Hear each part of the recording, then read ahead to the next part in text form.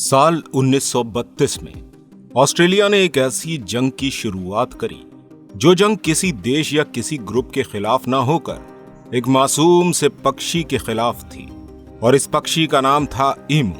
लेकिन ऑस्ट्रेलिया किसी भी हालत में इस पक्षी को शिकस्त नहीं दे सका। इस पक्षी ने ऑस्ट्रेलियाई मिलिट्री को जंग के मैदान में ऐसी धूल चटाई जिसके बारे में कभी ऑस्ट्रेलियन मिलिट्री ने सपने में भी नहीं सोचा था। दोस्तों, साल 1929 में प्रथम विश्व युद्ध के बाद दुनिया के अंदर काफी ज्यादा बुरे हालात देखने को मिल रहे थे। हर चीज की कीमत गिर चुकी थी और इसी के चलते फसलों की कीमतें भी काफी ज्यादा गिर गई थी। फसलों की कीमत कम होने की वजह से किसानों ने खेती करना बंद कर दी थी। ऑस्ट्रेलिया की गवर्नमेंट ये बात बहुत अच्छी तरह से जानती थी कि अगर किसान खेती नहीं करेंगे तो उनके देश में खाने की कमी हो जाएगी। इसलिए यहाँ की सरकार ने अपने किसानों से वादा किया कि हम आपकी फसलों को अच्छे दामों पर खरीदेंगे। इसके अलावा बीज और खाद सामग्री के ऊपर सब्सिडी भी देंगे। सरकार के इन वादों को सुनकर सभी किसान खेती करने के लिए तैयार हो गए और बीज बोकर खेती की गई और बहुत ही जल्द फसल तैयार भी हो गई। अब बाकी था तो बस फसल को काटा जाना। लेकिन जैसे ही फसल काटने का समय आया उसी समय सरकार अपने वादे से मुकर गई। सरकार ने जो वादे किसानों से किए थे उन सभी को पूरा करने से मना कर दिया गया। ये सुनने के बाद किसान काफी ज्यादा गुस्से में आ गए और इसके बाद उन्होंने फैसला कर लिया कि जब तक सरकार उन्हें उनकी फसल का सही दाम नहीं देगी किसान अपनी फसल नहीं काटेंगे। मानो सरकार और किसानों के बीच एक जंग सी चल रही थी। लेकिन तभी इस कहानी में एक पक्षी ने एंट्री करी जिसे ईमू के नाम से जाना जाता है। दोस्तों, ये एक ऐसी चिड़िया है जो उड़ तो नहीं सकती। इसके अलावा इसकी टांगे और इसकी गर्दन काफी ज्यादा लंबी होती है। दोस्तों, ये बर्ड आपको ऑस्ट्रेलिया के अलावा सिर्फ दुनिया के अलग अलग चिड़ियाघरों में ही देखने को मिलेगी। इस पक्षी के दौड़ने की स्पीड काफी ज्यादा तेज होती है। साल 1932 में इस पक्षी की एक टोली तटीय इलाकों से अंदरूनी इलाकों की तरफ जा रही थी।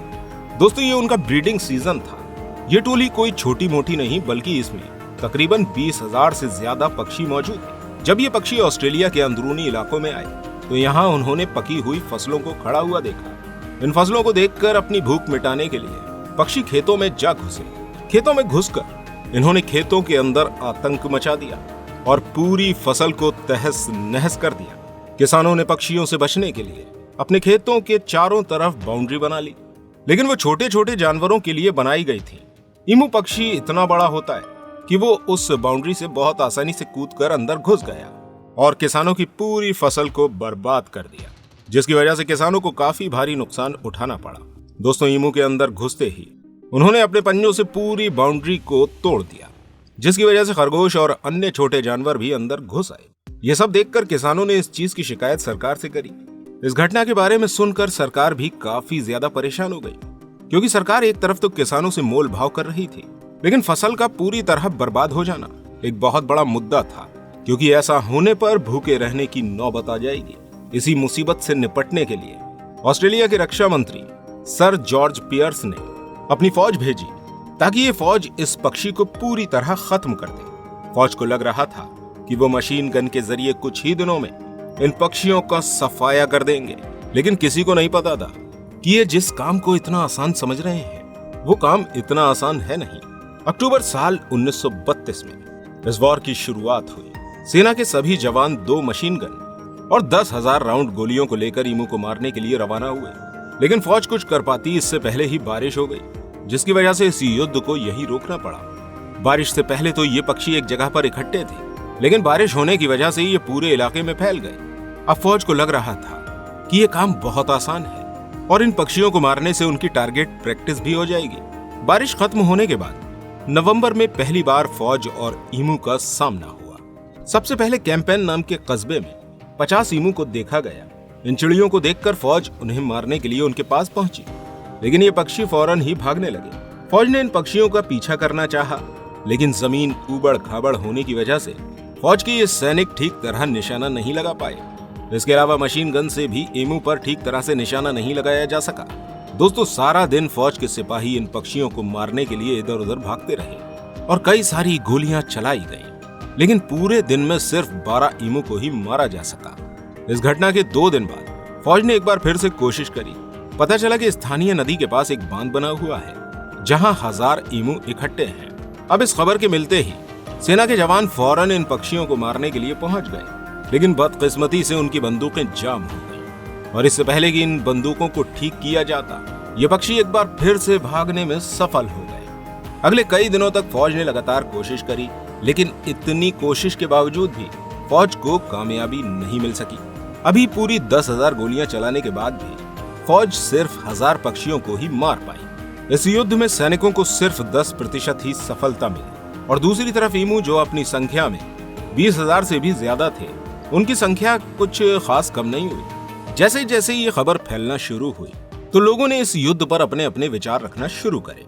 कुछ लोगों का कहना था कि एक मासूम पक्षी को मारना गलत है, वहीं कुछ लोग इस बात से नाराज थे कि पूरी सेना मिलकर एक पक्षी को खत्म नहीं कर पा रही।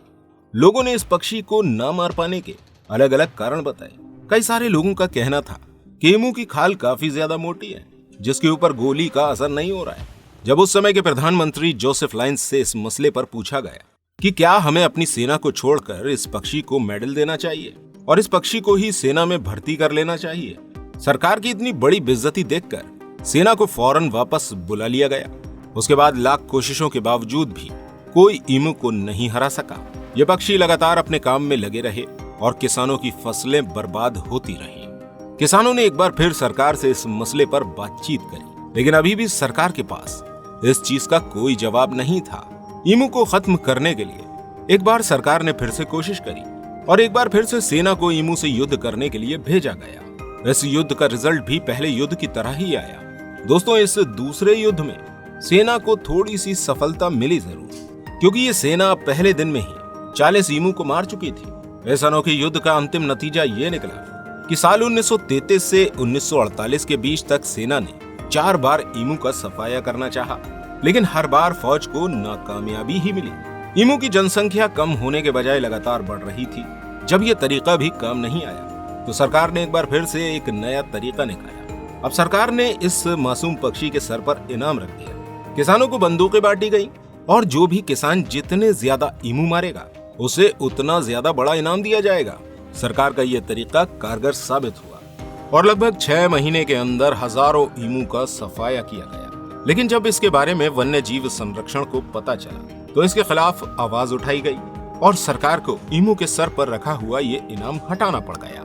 दोस्तों, इस युद्ध का नतीजा ये हुआ कि ऑस्ट्रेलिया की इतनी ताकतवर फौज एक चिड़िया के सामने घुटने टेक गई और ये युद्ध यहीं खत्म हो गया। और आखिर में इस समस्या से निपटने का यही तरीका निकाला गया कि लोगों ने अपने खेतों के चारों तरफ तारों की मजबूत बाउंड्री को बना दिया, जिसकी वजह से ईमू ने फसलों को नुकसान पहुंचाना कम कर दिया।